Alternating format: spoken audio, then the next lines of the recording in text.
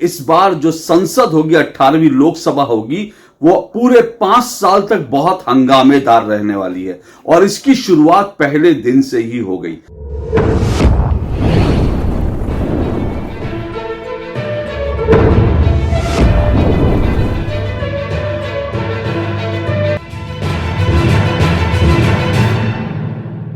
तो 18वीं लोकसभा का पहला सत्र आज से शुरू हो गया और एक पुरानी कहावत है, कहते हैं ना कि पूत के पांव पालने में ये दिख जाते हैं।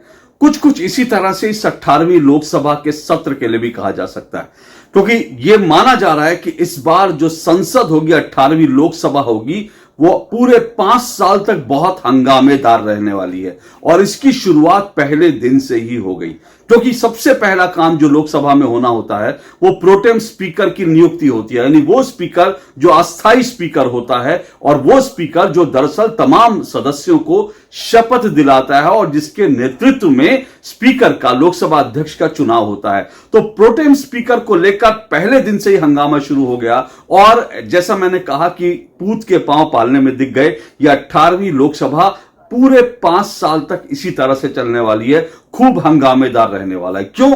क्योंकि इस बार बहुत कुछ नया हो रहा है। सबसे बड़ी बात तो यह है कि इस बार हम जानते हैं कि विपक्ष जो है पहले से कहीं ताकतवर है, कांग्रेस पहले से कहीं ताकतवर है और इसलिए जो है यह माना जा रहा है कि विपक्ष इस बार जो है सरकार को घेरने की पूरी कोशिश करेगा। विपक्ष ताकतवर है लोकसभा में और इसका वो फायदा उठाएगा सरकार को घेरने में और सरकार को कदम कदम पर मुश्किलें आएंगी अपना एजेंडा लागू करने में। अपने जो कानून है, जो विधेयक है पारित करवाना चाहती है सरकार, उसमें सरकार के सामने दिक्कतें आएंगी और कई सारे मुद्दे अभी उठ चुके हैं। जैसा आप जानते हैं कि जिस तरह से अभी ये मुद्दा उठा, जो है नीट एग्जामिनेशन का मुद्दा उठा, उसके अलावा जो है बाकी जिस तरह से जो है शेयर घोटाले को लेकर, शेयर बाजार जिस तरह से ऊपर चढ़ा नीचे आया उसको घोटाला कांग्रेस कह रही है। तो तमाम मुद्दे हैं जिनको लेकर हंगामा होने वाला है। तो फिर कह रहा हूं कि पूत के पांव पालने में वो साफ तौर पर दिख रहा है। संसद का ये सत्र जो है, ये पहला सत्र 18वीं लोकसभा का, ये 24 जून से शुरू होकर 3 जुलाई तक चलेगा और जैसा मैंने बताया पहले प्रोटेम स्पीकर चुने जाएंगे, फिर वो सबको शपथ दिलाएंगे।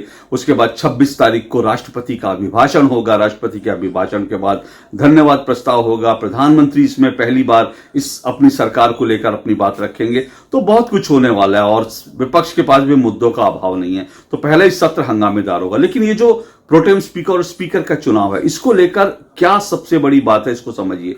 दरअसल प्रोटेम स्पीकर के नेतृत्व में ही स्पीकर का चुनाव होता है और स्पीकर को लेकर इस वक्त जो है सबके बीच, विपक्ष और सरकार के बीच जो है वो तनातनी चल रही है।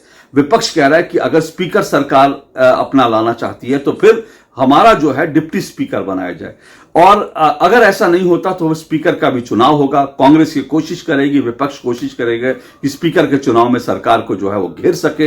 हालांकि मुझे इसकी गुंजाइश नहीं लगती। सरकार के पास पूरा बहुमत है और नीतीश कुमार और चंद्रबाबू नायडू के साथ मिलकर के बीजेपी जिसको चाहेगी स्पीकर जरूर बनवा लेगी। डिप्टी स्पीकर किसको बनाया जाएगा ये एक बड़ा खेल रहेगा। लेकिन स्पीकर जो है दरअसल इंपॉर्टेंट क्यों होता है, इस बात को समझिए। दरअसल स्पीकर जो है वो सबसे महत्वपूर्ण पोस्ट होती है और स्पीकर जो है वो उसका जो आदेश है वो प्रधानमंत्री को भी मानना होता है, पूरे सदन को मानना होता है। और सबसे बड़ी बात है कि स्पीकर किसी को वोट देने का अधिकार जो है, किसी के निलंबन जैसे मामले जो हैं, कब कौन बोलेगा और उसके अलावा कब किसको क्या वोट देने का अधिकार को लेकर भी स्पीकर के अपने आदेश हो सकते हैं। तो इन सब कारणों से जो स्पीकर है उसके पास एक ताकत होती है।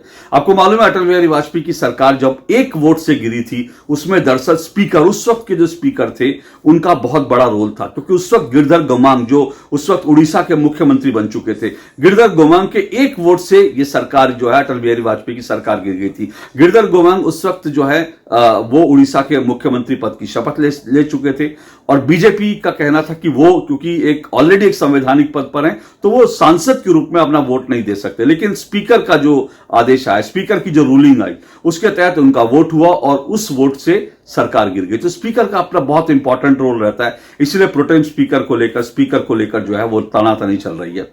अब कांग्रेस प्रोटेम स्पीकर में जो है उसको लेकर जो अपने विरोध कर रही है वो भी बड़ा हास्यास्पद सा है और वो अपने तरह से जो है उसको कह सकते हैं कि कांग्रेस जो तर्क दे रही है उसके तर्क में दम नहीं है। प्रोटेम स्पीकर भर्तृहरि महताब को बनाया गया, जो उड़ीसा से आते हैं और लगातार 7 बार से चुनाव जीत रहे हैं।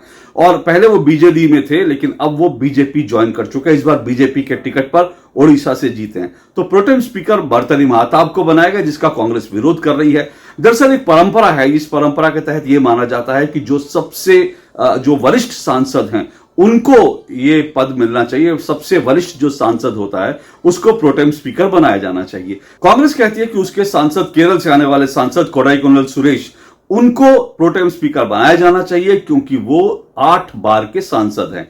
अब इसमें बीजेपी ने एक तर्क ये दिया है कि कोडाईकनाल जो सुरेश हैं वो लगातार 8 बार नहीं जीते हैं, वो चुनाव बीच में हारे भी थे। और क्योंकि वो चुनाव हारे थे इसलिए उनके जो वरिष्ठता का क्रम है वो टूट गया और वरिष्ठता के क्रम में सबसे ज्यादा 7 बार भर्तृहरि महताब जीते हैं, इसलिए उनको ही चुना जाना चाहिए और इसलिए उनको प्रोटेम स्पीकर बनाने का फैसला बिल्कुल सही है। अब वो प्रोटेम स्पीकर बन चुके हैं, शपथ दिला रहे हैं, तो इसलिए अब इस मामले में जो है बहुत कुछ हो नहीं सकता, लेकिन इस पर राजनीति जरूर होगी। और ये जो परंपराओं की बात है, परंपराएं जब जिसको सूट करती हैं पॉलिटिकल पार्टियां वैसा ही करती हैं। तो ये जो परंपराओं की बात की जाती है ना, ये दरअसल सब राजनीतिक पार्टियां अपनी सुविधा से करती हैं। अब देखिए ना, इस वक्त कांग्रेस कह रही है कि भाई हमारे सांसद जो हैं कोडाईकनाल सुरेश, उनको बनाया जाए और भर्तृहरि महताब को नहीं बनाया जाना चाहिए क्योंकि परंपरा जो है कुछ और कहती है। लेकिन इसी कांग्रेस ने जब 2004 में कांग्रेस की सरकार बनी थी तो तमाम परंपराओं को ताक पर रखकर अपने सांसद को, अपने जो सांसद थे बाला साहब विखे पाटिल, उनको प्रोटेम स्पीकर बनाया था, ये कहते हुए कि वो सबसे वरिष्ठ है, जबकि वो सबसे वरिष्ठ नहीं थे। उस 14वीं संसद में 2004 में जिसका गठन हुआ था, उस संसद में सबसे वरिष्ठ सांसद जॉर्ज फर्नांडिस थे, जो 9 बार के सांसद थे, लेकिन 7 बार के सांसद बाला साहब विखे पाटिल को कांग्रेस ने प्रोटेम स्पीकर बनाया। तो ये सिर्फ कहने की बातें होती हैं, हर पार्टी अपने अपने हिसाब से जब जिसको जो सूट करता है, परंपराओं को उसी हिसाब से उसका कोई ना कोई तोड़ निकाल कर ज्ञान देती है।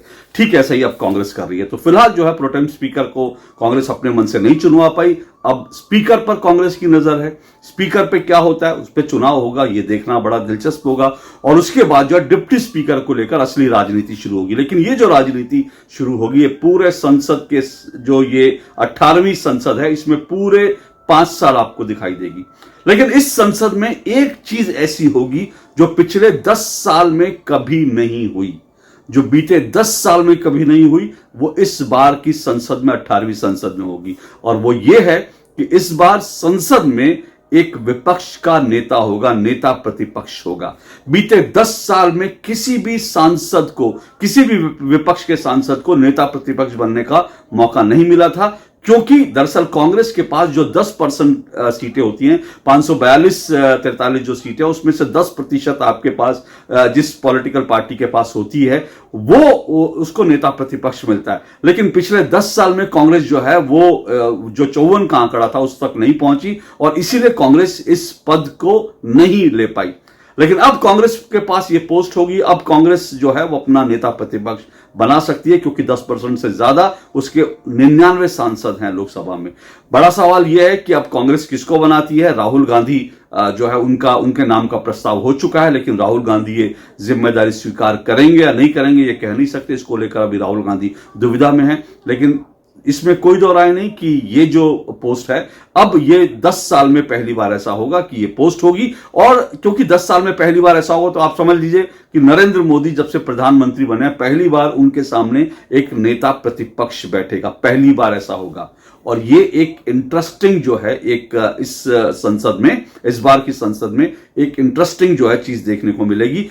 सरकार का विरोध भी ज्यादा होगा, सरकार के सामने एक मजबूत विपक्ष होगा और 10 साल में पहली बार नरेंद्र मोदी के सामने एक नेता प्रतिपक्ष भी होगा। तो इस बार बहुत कुछ नया होने वाला है, देखते रहिए। कुछ जो भी होगा वो हंगामेदार होगा। आज के लिए इतना ही, नमस्कार।